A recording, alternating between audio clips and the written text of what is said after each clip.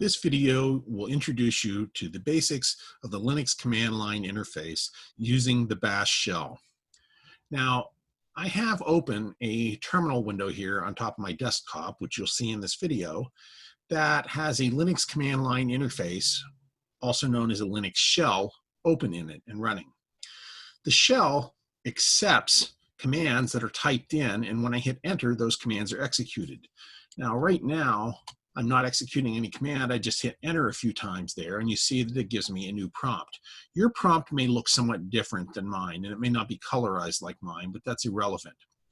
So we'll start off with some basics here. One of the first things you might want to know is, what shell are you running? There are multiple Linux shells out there. We're going to be looking today at the bash shell, B-A-S-H, which stands for Born Again Shell. And in order to ascertain whether or not you're running the bash shell, which you likely are, as it's the default shell on most Linux systems, you can type in the command echo space $0. Okay. And when I hit enter, what the command returns is a value BASH as a 4-character string. And that tells us that we are running the bash shell. Okay, we'll learn more about the echo command and what the $0 means later. So for now, let's do some simple file manipulation things. Let's find out what files we have in a directory. Linux has a command that will allow you to actually ascertain what files are present in your current working directory. And that's the ls command. So I'll hit ls and hit enter, and you can see I have a listing of files that are present. In this case, there happen to be 5 files. Now, let me make a comment just briefly about the names of these files. A very common practice on Linux and Unix computers is to name files with some sort of tag on the end of them, consisting of a dot followed by a few letters, indicating what sort of files they might be. For example, the file that you see there, slides.pdf, could very well be an Adobe PDF file. The file name quadratic.cpp could be a C++ source code file. The file name newton.f08, that could be a Fortran 2008 source code file. The notes.txt, the .txt could indicate that this is a text file containing plain text.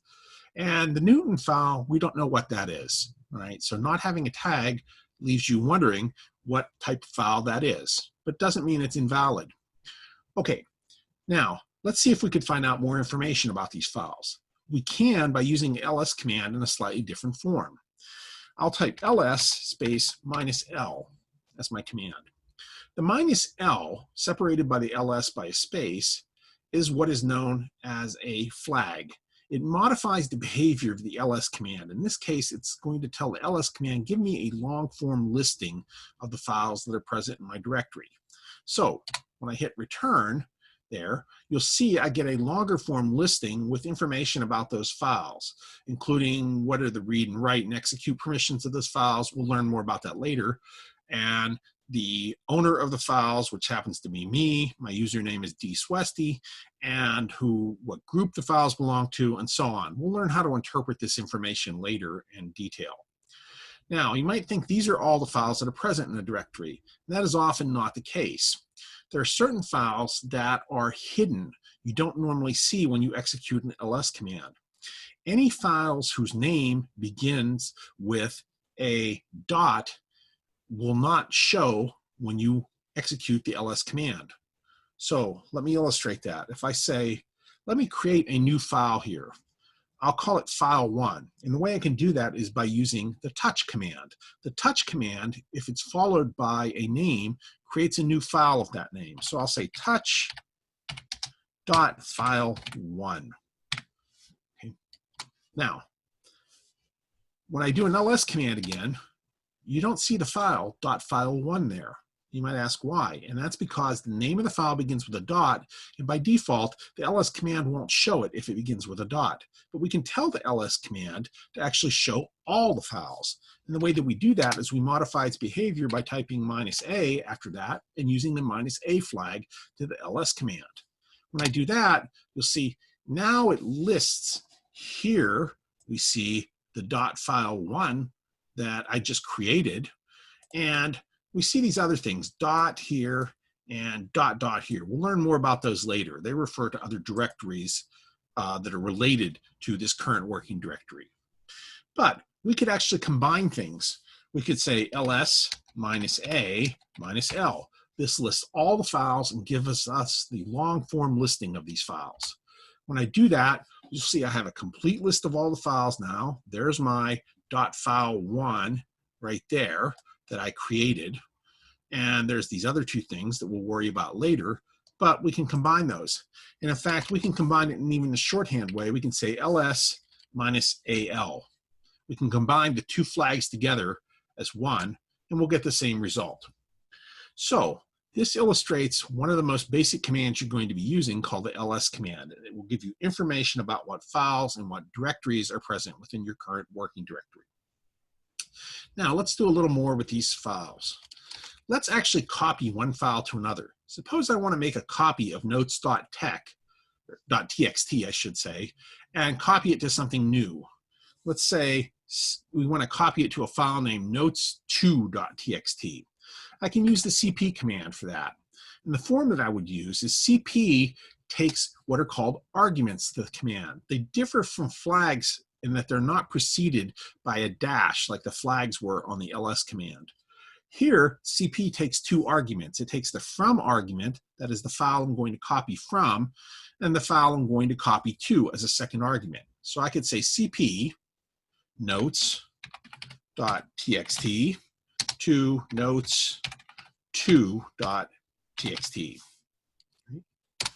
I execute that command, I do a new ls, and voila, there is a new file there, notes2.txt, which was not there previously.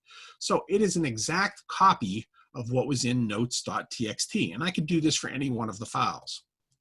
Now, you could also rename a file. Suppose I don't like the name notes.txt, and I want to name it something new. Let's rename it.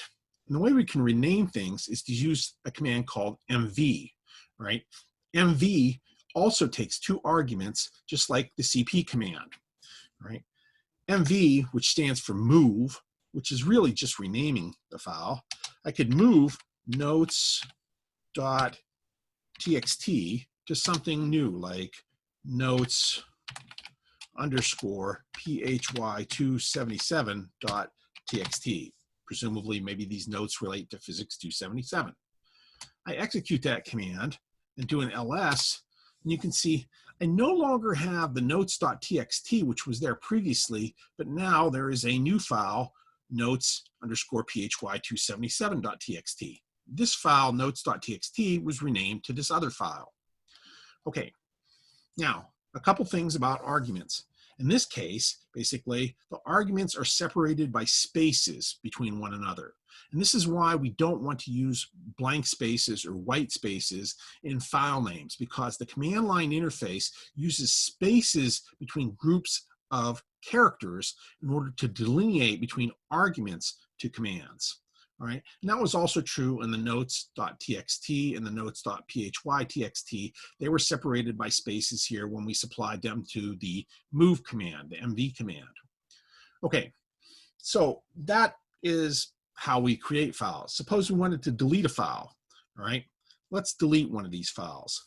I'll say, let's decide I want to delete slides.pdf. I could use the rm command, which is shorthand for remove, all right? And I supply a single argument to that, slides.pdf. When I execute that command by hitting enter, right, in this case, it's going to prompt me, right, to do this. You, when you first do this with your rm command, won't get that prompt, and I'm going to show you later how to get that prompt to occur. And it's a good idea to make that prompt occur because it prevents you from accidentally deleting something. So I'll say yes, and I would delete it. If I said anything other than yes, it would not delete the file. First, let's do another ls command. You can see I no longer have slides.pdf there, but let's try deleting another file. I'll say remove quadratic.cepp.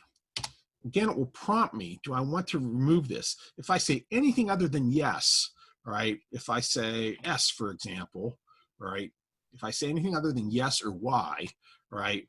And I do an ls, you'll see that file was not removed. But let me try this again, right?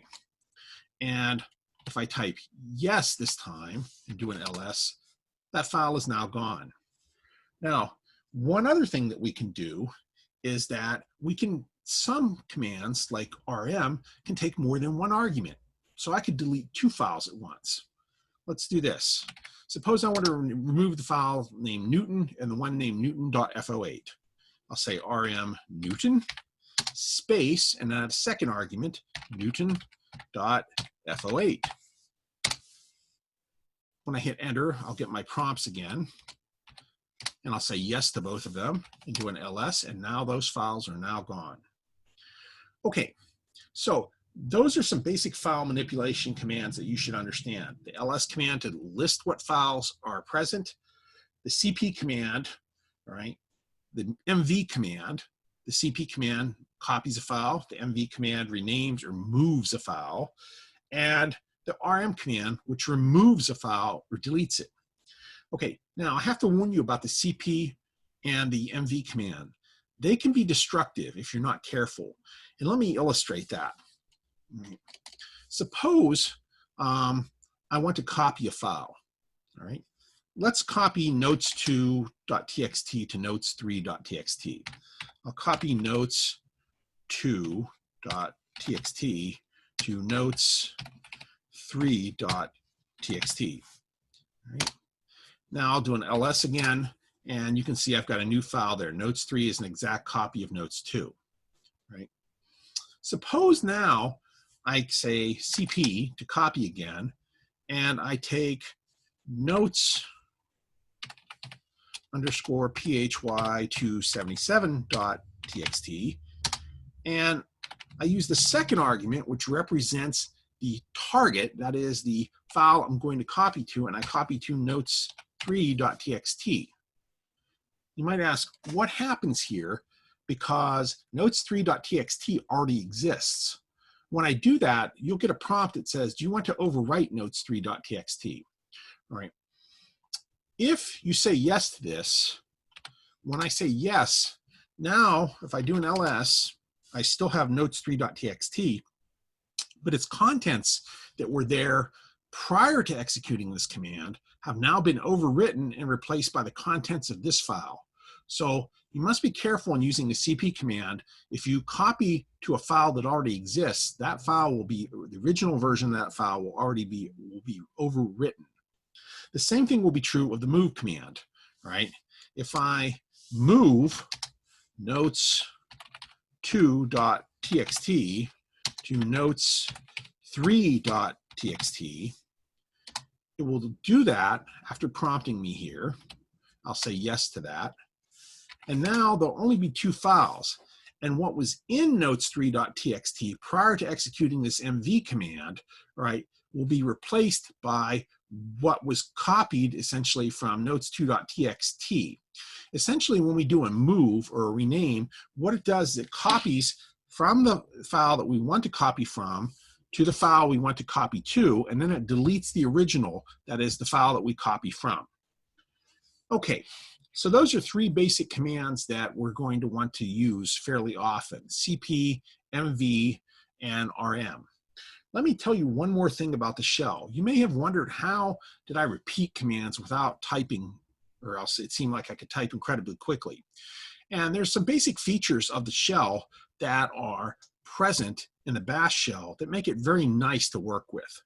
One of them is that you can cycle back through previous commands. If you use the four arrow keys here, the two up and down arrow keys here, which are usually located down and to the right of the enter key on most keyboards if you have a full-size keyboard, if you hit the up arrow key, it will cycle back through previous commands which you've already executed. And as I hit the up arrow key each time, it will show me these commands.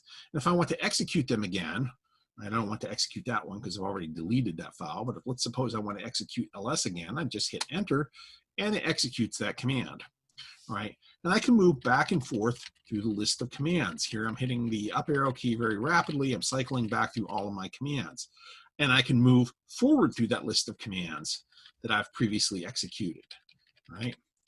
Is there a way that we can see what commands have been previously executed? Yes, there is. We can type in a built-in command that is built into the bash shell called history.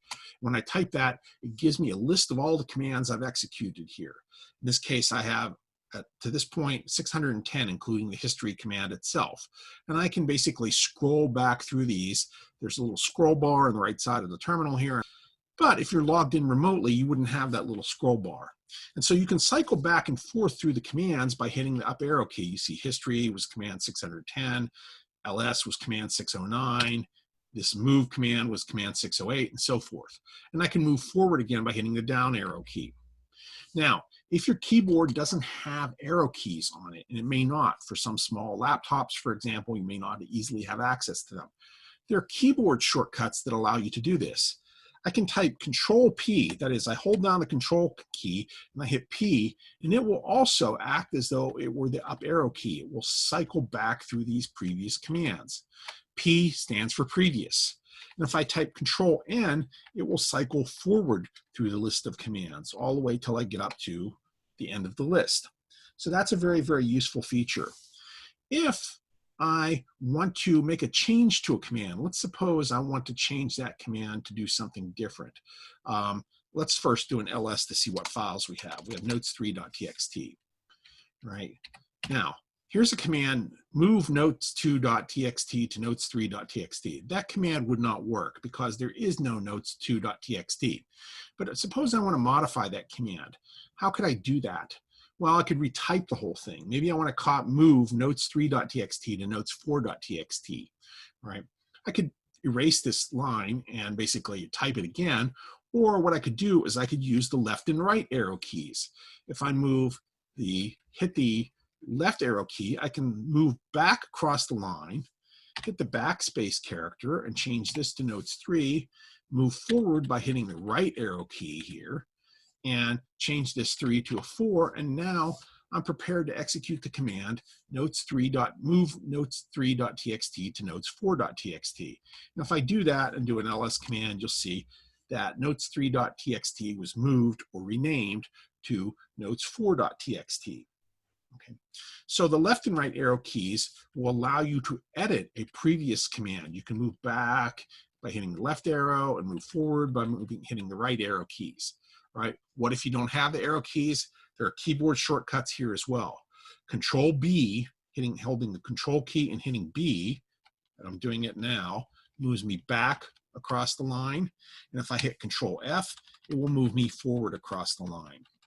Using these control keys has a nice feature too, because your fingers don't have to leave the main part of the keyboard. When you get fluent in this, you can edit commands incredibly rapidly, and it makes things very easy to manipulate and modify previous commands that you've typed in and executed. So we'll stop for now. We'll consider a few more commands in the next video, and hopefully you'll find this helpful. If you have any questions about this, please see me during office hours. Otherwise, I encourage you to try this out once you've logged in to one of our MATLAB systems and play with a shell and see if you can basically use some of these commands to modify and manipulate files. And remember, if you would like to create files from scratch, you can basically use the touch command to do that. I could create a new file, touch file 6.txt, and that creates a file. It's empty at this point, but that's okay. It's sufficient to allow you to manipulate these files with the CP, the MV, the RM commands. So get some practice in, try it out, and let me know if you have problems, and I'll be happy to try and help you out with them.